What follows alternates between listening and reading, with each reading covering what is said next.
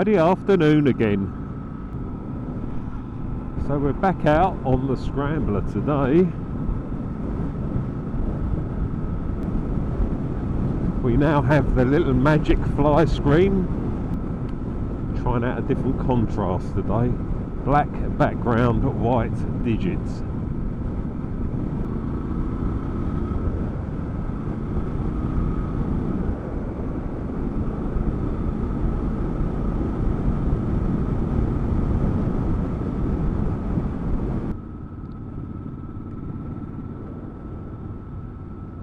Santon Downham.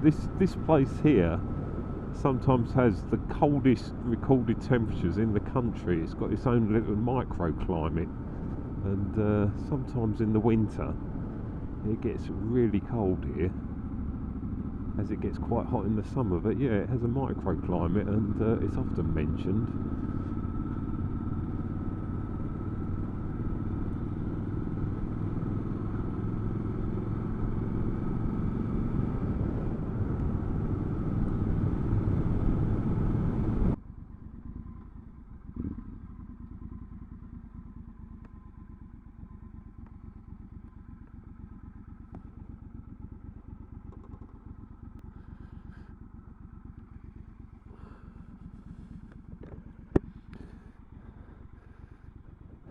So there we are, guys.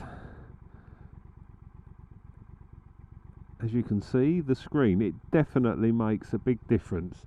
And steaming up here, with the tinted one, it does even hide it even more. If you get the clear one, you still will see the clock through the clear screen. It does pretty much hide it like that. All looking good.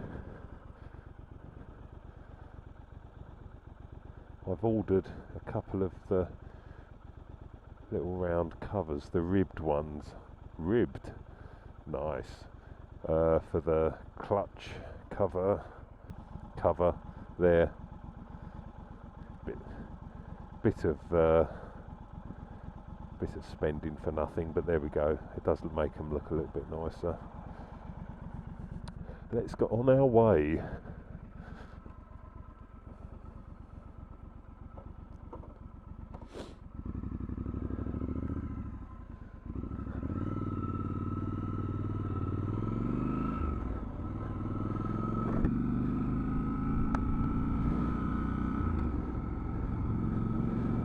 That's a good thing about Triumph, as I think there's other manufacturers do it as well. You buy the bike and then each week you spend some of your wages on extras. Most of them unnecessary, but they do make the bike look a little bit nicer, so why not? Just wish the exhaust was a little bit louder.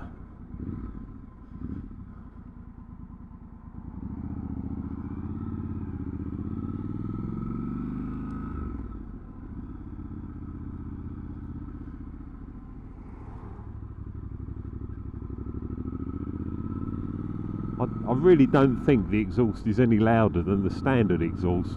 It's probably a bit lighter, but I don't think there's really any difference in the sound. I might have said this in a recent video, but I don't know.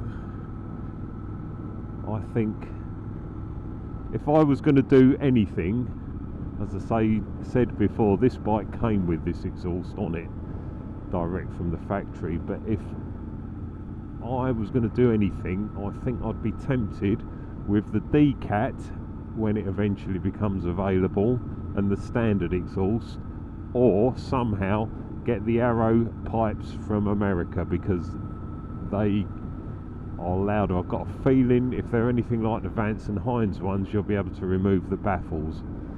So I'm going to probably wait and see who does a D-Cat kit for this, because that definitely makes them get a deeper sound. So we should try that. But apart from that, it's all good. It's a nice bike to ride. Handles well as well. It's goes round the bends okay.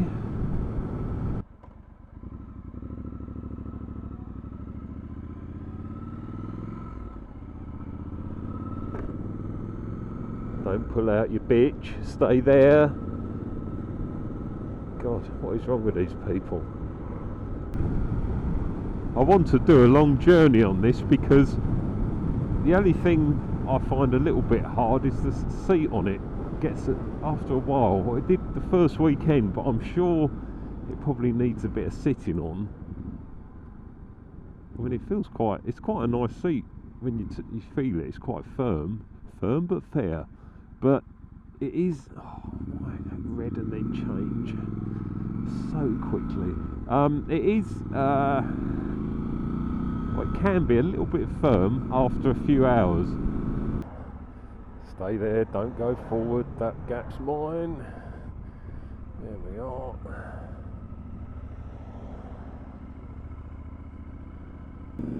So one question and comments I've seen people writing about these bikes is the positioning of the exhaust, and a few people have said, oh, I really fancy one, but I don't want to have my leg burn and your leg will be sticking out with the exhaust there. Well, it doesn't.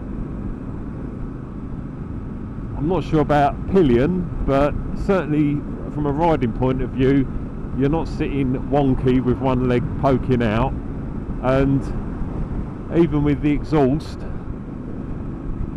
really hot, the heat guards, there's no heat at all. So yeah, don't worry about exhaust positioning because it really isn't a problem.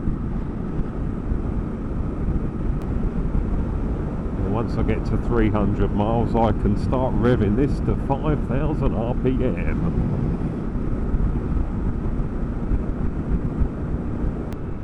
So yes, so thank God it's Friday again, and thank you for watching, thank you for subscribing,